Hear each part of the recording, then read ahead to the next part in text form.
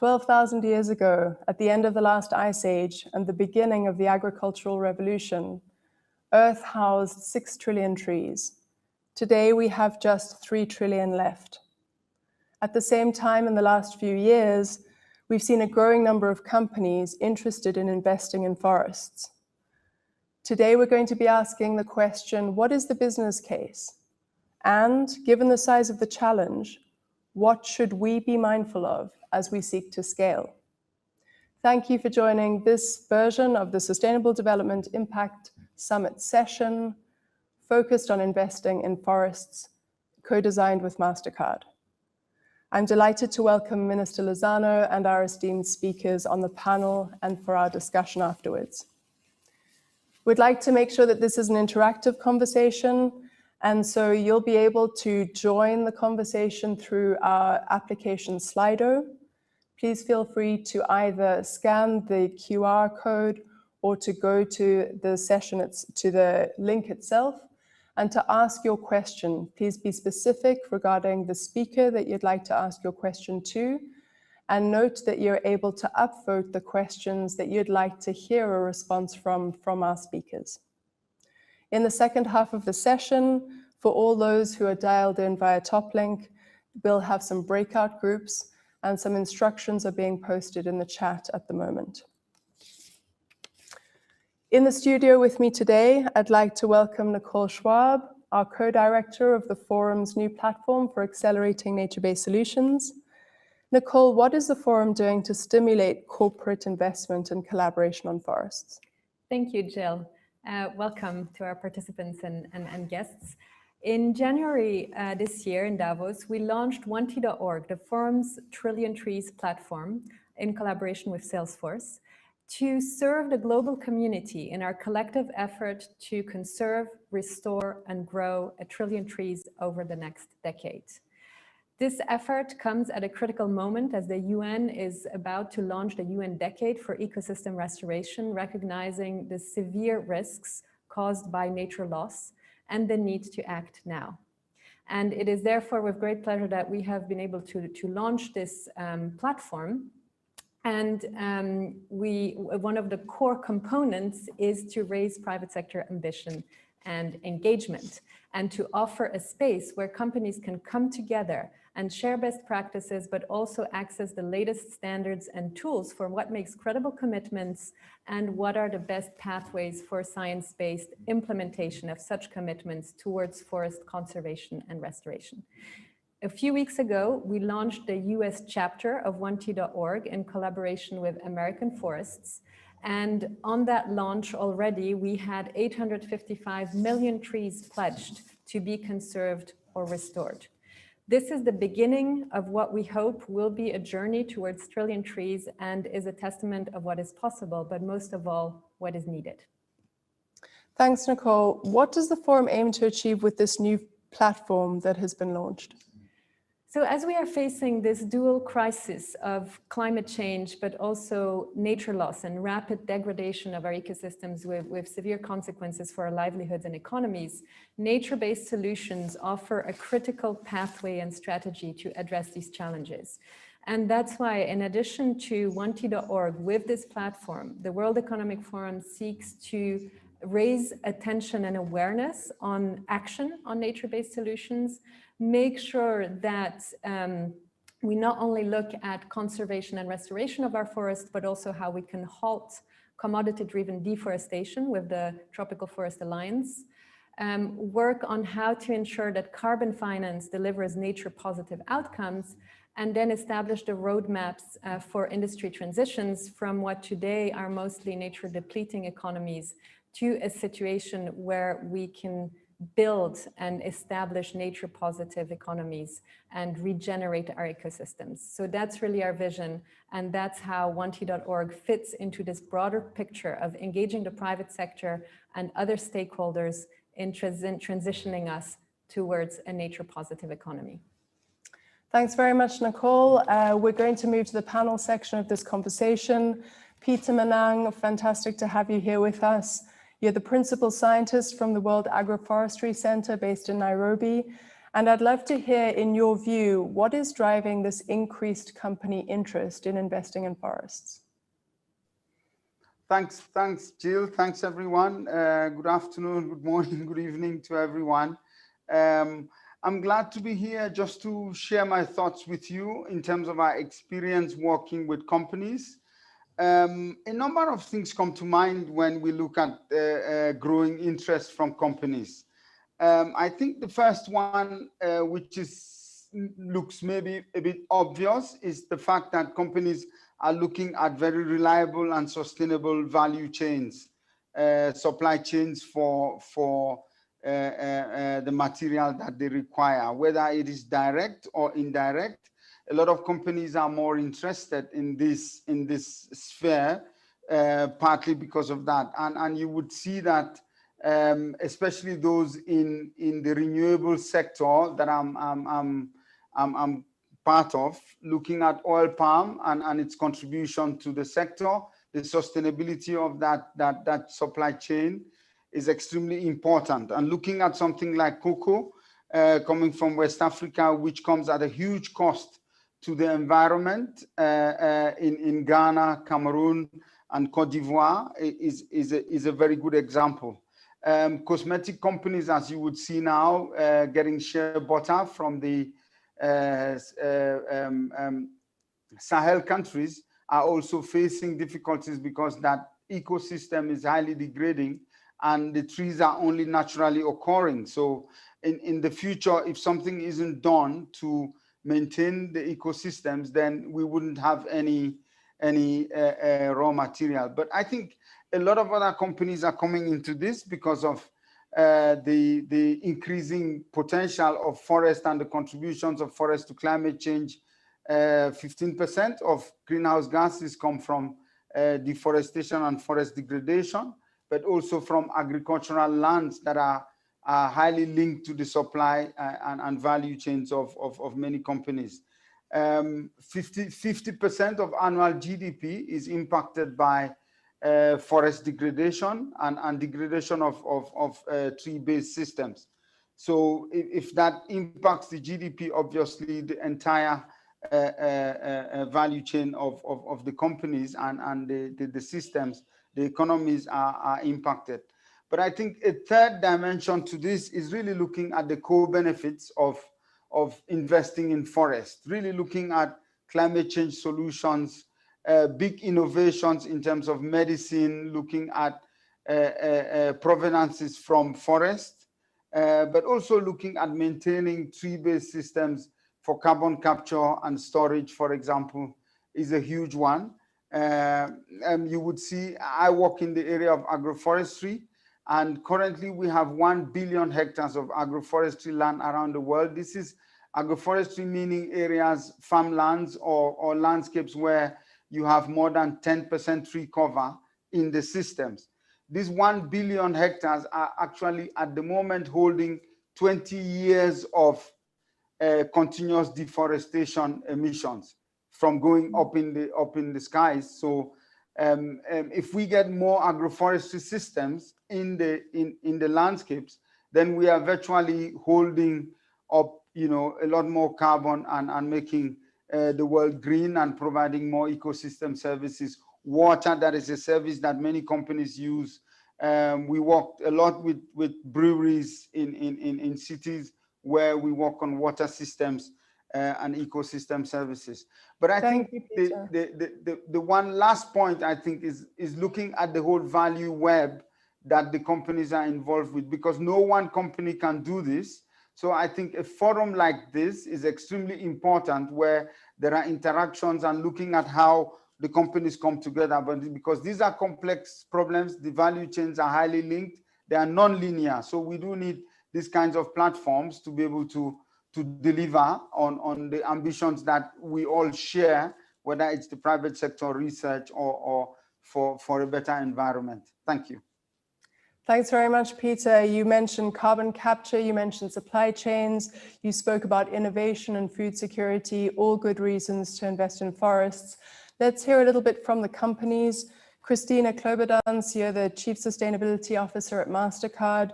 Your Priceless Planet Coalition is restoring 100 million hectares of trees, 100 million trees, apologies. What propelled MasterCard to invest in this space?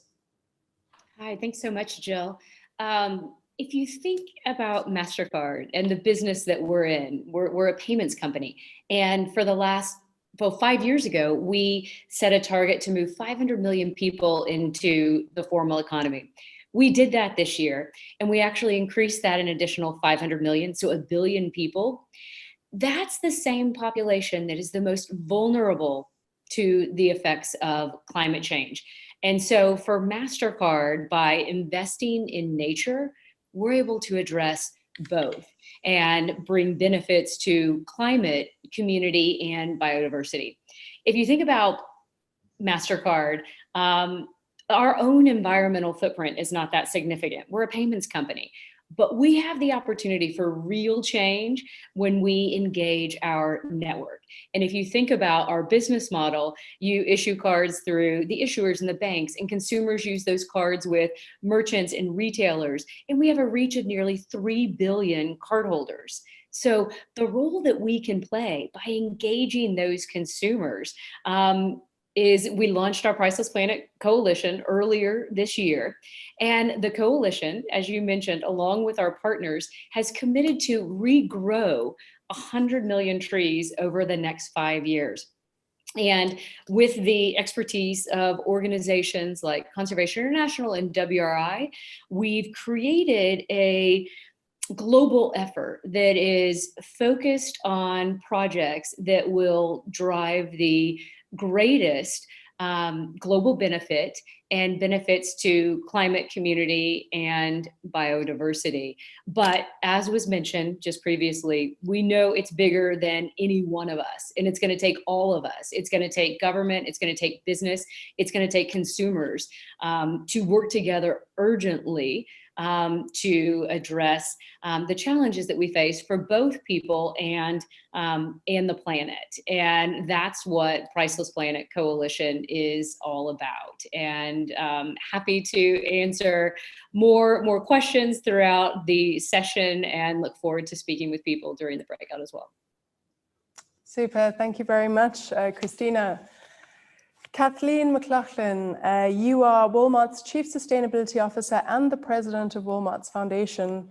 And yesterday, Walmart came out with a big announcement talking about becoming a regenerative company with 0 emissions by 2040 and a commitment to protect, manage, and restore 20 million hectares of land. Why this? Why now? Yes, that's right. Well, you know, we've been working on sustainability for over 15 years now at Walmart. Social sustainability, environment sustainability, working on climate, waste, nature, human rights, economic opportunity. But this week we did elevate our ambition in a couple areas. First, with respect to climate, we have taken our science-based targets, which we set a few years ago. I think we were the first retailer to set science-based targets for climate. And we've elevated our ambition to get to 0 emissions in scope 1 and 2 without the use of offsets by 2040. So that's across our 27 countries, 10,000 stores, our transportation network, including long haul transportation fleet, and so on. And so that's part of it. Second, we're recommitting and doubling down on Project Gigaton, which is our effort in scope 3 to transform product supply chains. And that includes forest products, as well as products that come from oceans and are sourced back to agricultural lands, to grasslands, to decarbonize those supply chains. Our target is 1 billion metric tons by 2030, working with suppliers across those supply chains. And then third, and perhaps most relevant for this conversation, we set a target for nature. We're committing to conserve, restore, and better manage 50 million acres of land, including forests, and 1 million square miles of ocean. And these are landscapes that are critical for the production of food and other consumer products. So we're going to be working with our suppliers through business initiatives as well as philanthropy to do that. And so it'll be a combination of improving standards for sourcing, working at landscape level in jurisdiction projects with people to change the way landscapes get managed, and also making investments in enabling factors, things like traceability or transparency tools, capacity to organize these kinds of initiatives. So that's what we're committing to do. And really, ultimately, our goal is to change the way that consumer products and retail as an industry work. We want to work in harmony with nature for the benefit of people. And it's what we mean by talking about becoming a regenerative company. We'd like the whole industry to take a regenerative approach.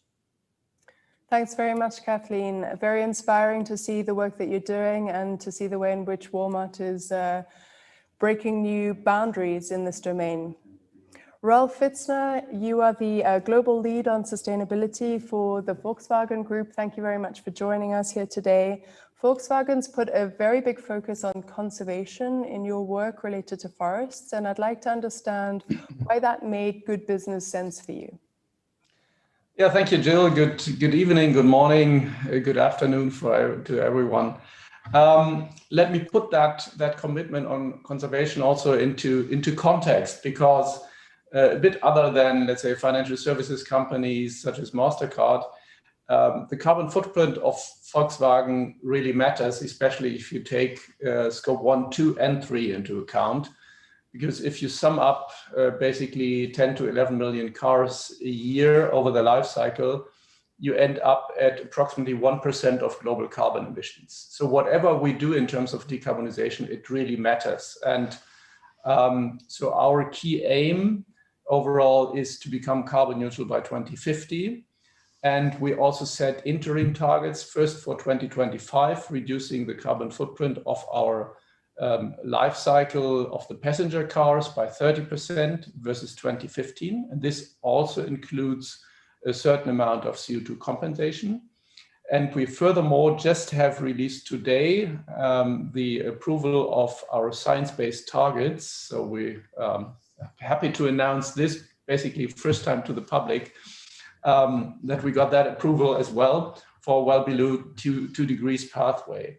And what's important to us in also having the diesel scandal and as a background, credibility matters. And it's absolutely essential for us to be credible in everything what we do. And therefore we defined a hierarchy of reduction measures. So starting first with reducing emissions by improving energy efficiency in manufacturing, for example, same as within our supply chain.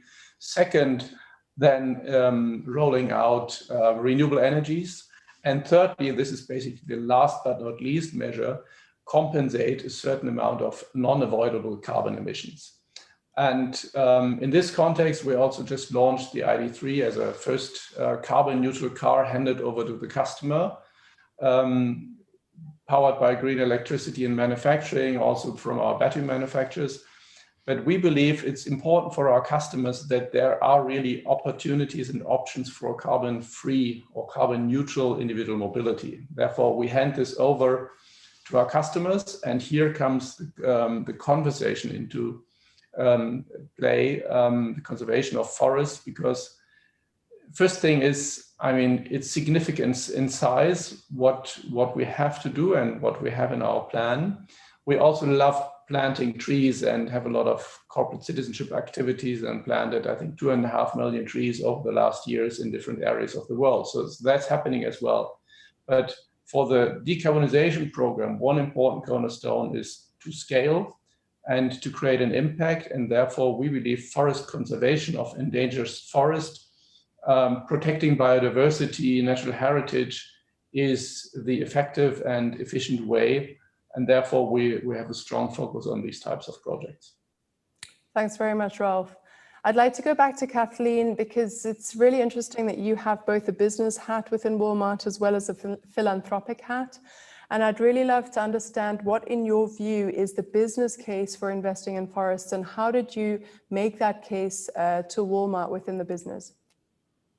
Well, what's become clear through the work of many scientists and others is what is happening on our planet with respect to climate and ecosystems. And it's clear that as a society, we are now exceeding the boundaries of the planet. So from a very basic perspective, as a company that sells food, that sells apparel made out of cotton, and other things, we won't have supply of commodities to sell to our customers. And perhaps more importantly, the communities that all of us live in are at risk. So whether we're talking about associates at Walmart or our customers around the world in all of these communities, obviously the prosperity of nature is the prosperity of humankind. So business case is pretty clear. And so for us, the reason that we pursue these things through business and philanthropy is what we're talking about is massive transformation of societal systems. So we just heard Ralph talk about transportation, we heard Christina talk about financial services and so on. Well, same thing in retail and consumer goods, the kinds of things that we bring into our homes to eat or to wear or to decorate our homes. Changing the way all of that gets produced is a massive systemic undertaking that will take business action. It'll take philanthropy. It's going to take government action. We have to rewire the practices, policies, resource flows, tools, technologies, mindsets that are at work in all of these systems. So yes, it's critical for business, but it's critical for all sectors of society to collaborate. Thanks, Kathleen. And this takes me to my next question. I'm going to go to Christina on this one. We spoke a little bit about the business case. And as you mentioned, Kathleen, it's not just about one business taking action in one location or in one value chain, but we really need systemic action across all industries and within all industries. So Christina, I'd love to hear from your perspective, what support do you feel is needed for this industry-wide effort? Yeah, thanks, Jill. It's interesting with Kathleen and with Rolf. I was shaking my head at everything that they were saying because we come from different sectors, but we're all after the same thing. We may be doing it in slightly different ways, but as I've said, it takes all of us, and so I think it's interesting at MasterCard, as I mentioned, we're using our business model with our different partners. And so we are working with them to activate so that it's not just a donation or philanthropic, but it's actually part of their business model of how they reach their consumers as well. And if you think about the actually adding consumers into this as well. And consumers, we know they care. And if we can actually help inform and inspire and enable them to take action themselves against their own carbon footprint, we really have a chance at a movement. And so, as you mentioned, Jill, we're private sector companies and we know our business, but we're not the experts in reforestation. We learn, and we're going to learn from each other. We're going to, borrow from each other. We're going to partner with each other. But we also need opportunities to learn and to continue to grow with this space because it is continuing to evolve. And so, that's one of the things that working with the, 1T.org and the Corporate Alliance, that we've had the opportunity to have expertise engage with us and actually learn from other companies that might be one step ahead and are beginning to pilot certain things. So it's going to take us all. But if we can all get behind this, then we have a chance at actually reaching scale and real impact. Super, thank you, Christina, for that.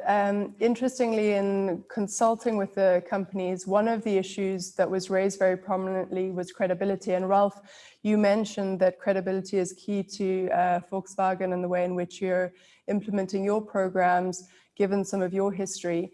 How do you help to ensure that your programs are credible? And by that, I mean, not just impact this year or next year, but in a decade from now, in a century from now? How do we make sure that the trees are still standing and the rivers are flowing? It's a great question, Jill. Thank you for that one. So again, I think we have to differentiate between two parts. One thing is corporate citizenship, CSR activities, where we often do have projects which are close to company sites, where we engage our employees. And basically, since it's close to sites where we planted, meanwhile, 2.5 million trees, those projects are, let's say, adopted by our employees. And there's also a close monitoring by the people who engage in this. So that's basically the credibility side, that people nearby take care of this. The other one, if we're talking about this 1 million hectares, which is really massive at scale, then we have decided in our decarbonization and compensation strategy that we will only go with the highest standard, so either the gold standard or the VCS plus community and biodiversity standard in terms of certification. And that's one thing which helps us to get a certain level of credibility. The other thing is that we also carefully choose our partners whom we work with, and going forward, we also intend to really set up our own project. So it goes way beyond simply, let's say, buying some RED Plus credits somewhere on the market and then you post on your website, we've compensated something, but we are really going deeper into that. We've selected the countries which we are working with, where we have a footprint, where we have operations, so that also these projects, despite they will be most likely in the tropical area, which are the most productive ones, they are again closely tied to our business in that country. Thank you, Ralph, for that. And turning to the grassroots, as you talk about what it actually takes to have impact on the ground, I'd like to turn to Peter and understand from your perspective, how is the business case being made on the ground in communities that are interested in reforestation? What does it really take on the ground to ensure that this impact is sustained? A couple of things. Thanks. Really interesting question. A couple of things. I think the first point, I think, is really to make sure that the whole reforestation, restoration, forest investments are linked to local jobs. Working with ecopreneurs, local businesses. So making sure that the whole small and medium-sized enterprises linked to sustainable forest management, sustainable tree planting is a big part of the business, because without that, there is no commitment.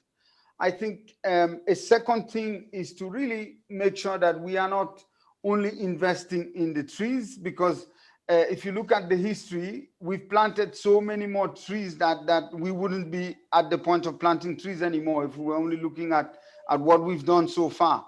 But going beyond tree planting to tree growing, where the trees are actually meant to survive and meant to and managed in the ground, is extremely important. And that means you have to design incentive systems that go with those, that make sure that the trees are managed long term, and that the ecosystem services that are desired, biodiversity, are actually follow through, because it's not a day's process, right? It's a long-term process in many places. So that incentive system needs to be there. And that means in many cases where we have experiences across Africa, Latin America, and Asia, there is a big missing middle problem that needs to be addressed. And what do I mean by that? I mean, you have, on the one hand, the companies and the investors with the goodwill up there, and you have the ground where the people can walk, but that middle level capacity at local level that understands the local dynamics, especially the tenure issues that relate to trees, because land ownership, tree ownership is a big issue. And if you don't have people who understand that, working with you and having the capacity to follow through, then that doesn't really work. I'll stop there. But those are sort of like really some key and major things that would enable things happen on the ground. Thanks, Peter. Very interesting to hear your remarks there. And this takes us then naturally to our next question, and some questions that we're already being asked through Slido related to some of the criticisms that we've seen on tree planting initiatives. And I'd like to turn to Nicole for this one. on the one hand, critics are saying, you know, companies should be focused purely on emissions abatement. That's where the attention is needed now. On the other hand, they say, you know, this is not so easy to do. You can get it wrong with plantations, exotic species. How would you respond to some of those criticisms? Thank you, Jill. I think what's very important is that we get away from this either-or mentality, because it's really not helpful. It's absolutely clear that we need to decarbonize our economies. And it's also very clear that we need to protect the ecosystems that are still intact, our old growth forests, and we need to restore degraded ecosystems. So it's not an either-or, it's a both and, both for climate reasons and for biodiversity reasons. So that's the first point. Second, as Peter just made very clear, it's not just about planting. So of course the criticisms around, you know, just planting trees are valid. It's about making sure that these trees are nurtured and have the capacity to grow until maturity. So that's the second point, I would say. And finally, of course, it's not about any tree anywhere. It's about the right tree species in the right place, in the right context. It is complex, but there are sufficient examples that show us that it's possible. And as we've heard from the three companies here on the panel, it is a both and approach. And I think we also need to stay away from this simplicity and embrace the complexity and see the solutions that show that it is possible. Thanks very much, Nicole. Appreciate that. So I'd like to just close out this piece of the panel by asking each panelist one question, which is, what has been your greatest learning in implementing your initiatives to date? And then we'll turn to Slido and get some questions from the audience.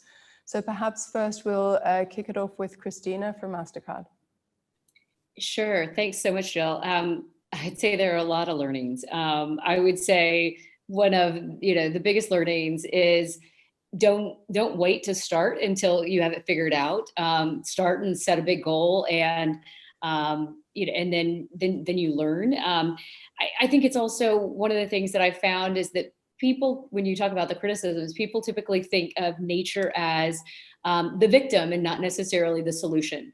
And so one of the things we're hoping is that through the Priceless Planet Coalition and demonstrating restoration at scale, that we can hopefully change that, and that nature is seen as the solution, and therefore more investment will in turn come. But Nicole just hit on it, and also learning that it's not about planting a tree, it's about regrowing forests. And so with that, it's science matters. Science matters, and it's going to be really important that there's transparency in investments as well as impacts. And if we have that, then I think we have a solid chance. But yeah, I guess the biggest learning, to sum it all up, is to get started, because there's no time. There's no time to stop and wait. We need to go. Thanks very much, Christina. Can I turn to Ralph to give your response to the question of your greatest learning in the process of implementing your programs? Yeah, happy to do so. And I would slightly like to rephrase what we just heard in terms of start and learn, because this I'm fully with you if it comes to basically planting trees in areas where you have access and where you already know what's going on in the context. But the other thing I would like to mention here, and this is also one of our learnings, the situation, especially if you want to protect forest at scale, it's quite complex, and you have to be mindful to think before you act, and not to do things without knowing the circumstances, knowing who owns the land, who has ownership rights, especially if we go to tropical areas. You don't have these typical recordings like in Western European countries in terms of land ownership. So you have to do a very careful due diligence. You have to do the stakeholder involvement on the ground. Otherwise, you would easily run into risks of violating principles of indigenous people, of running into reputational issues. So that's why we also have chosen to partner with an experienced project developer, because otherwise, if you are too fast, and on the other hand, I'm fully with you that we have to act fast, you have to be mindful about the risks. And this is one of our learnings. Hey, Thanks, Jill, Rolf. can I jump back in really quickly? Absolutely. Okay, good. Well, Rolf, I totally agree with you in the sense that I say act, but not blindly. You have to act with, and that's why partnering, I think, with credible organizations that have the experience, that have the credibility and the reputation and the science-based approach, you know, that I mean, as a business, learn from those organizations. By all means, yeah. Don't just run. I'm with you. Without anyone, without anyone in the seat with you. Partner and learn from them. Yeah. Exactly. It's an interesting balance between making ambitious commitments and then actually implementing them. And it requires perhaps a bit of both. Kathleen, on to you. What has been your greatest learning in your position in this process, particularly focused on forests? Well, first of all, apologies if there's background noise. This is the joy of live recording. My neighbor has geared up the power tools. Not sure what he's doing. I hope he's not cutting down a tree, but there's a bit of noise here. For us, I would say it's to challenge this mentality of trade-off or either or, and look for the natural overlaps between, you know, if you're a business, between business and addressing nature. And that's the place to work, is that intersection. We are all on this one planet together, and the linkages between economic sustainability, environmental sustainability, social justice have never been more profound. So working at that intersection and then translating the nature goals into practical actions that a business can take in concert with civil society, governments, local communities, and so on, and applying the same innovation approaches, problem solving that you would bring to any kind of complex scientific problem or business problem to figure that out. That's how we're able to make progress. Thanks very much. Finally to Peter, any thoughts from your end, particularly on something that you've learned in the process of working on forests? I think a key thing for me would be to embrace complexity and deal with it, you know, because there's no way it's not a simple problem. It's very complex, and it does need many hands on deck and many brains thinking differently. So that's really, and applying some evidence-based approaches, basically. Thanks, Peter. Peter, I'd like to stay with you for a moment because we have a question from the audience here about how can we incentivize tree planting? What's the case that can be made here? And any thoughts that you have on that? We've been working on a number of incentives. So there's a suite of incentives that we do apply. Of course, there's financial incentives, but there's also at the same time, you apply financial incentives, more policy incentives, but you do have to come in with some rules as well, and be able to apply disincentives as well. So we do normally talk about the carrots, the sticks, and the sermons.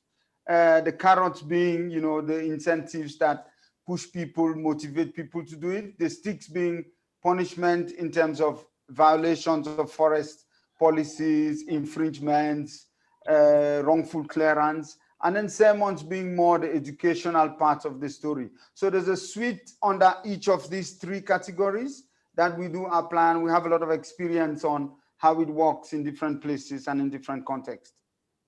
Thanks very much, Peter. There's a question here for Nicole. What's the formula to take this to the top of government and private sector agendas? Well, I think that this type of panel like we are having right now is a way of showcasing what is possible, what some companies have already been demonstrating, which does show leadership coming from the top level of these companies. And when it comes to the public sector, we will be hearing in the closing from Minister Lozano of Colombia the president of Colombia also supported the launch of 1T.org. And we really see this very much as a public-private partnership. I mean, obviously multi-stakeholder, but the way we are working with 1T.org is from the beginning to engage the private sector at the highest level and the governments so that this effort can really bring all the different parties along, as we've heard from some of our panelists, that this is really what is needed. Thanks, Nicole. We have a question here about related to the issue of incentives, which asks, what about incentives to locals to stimulate natural regeneration? That's much better than planting trees. I'd like to take that question to Peter, given your work on the ground. What's your view in terms of stimulating and aligning the incentives with local communities? Oh, absolutely. That's really, really key in almost all of the experiences we have. A lot of the times, some of the incentives will be building on local knowledge, using local technologies, using local systems, but also getting them to manage it themselves and actually get the benefits. Because we have billions of people that depend directly on forest. And if you get them to directly benefit from it, it's much bigger. Sometimes there are financial incentives, but there is a risk with that it tends to crowd out other motivational incentives that are more intrinsic. So you do need to look at the context carefully, but local incentives are really the best way to go in most contexts. Thank you. A question here for Kathleen. How did you determine the size of your commitment, and how big is big enough? Yeah, so we worked with Conservation International to take our supply chains that link back to natural ecosystems. So mostly food commodities, cotton as well.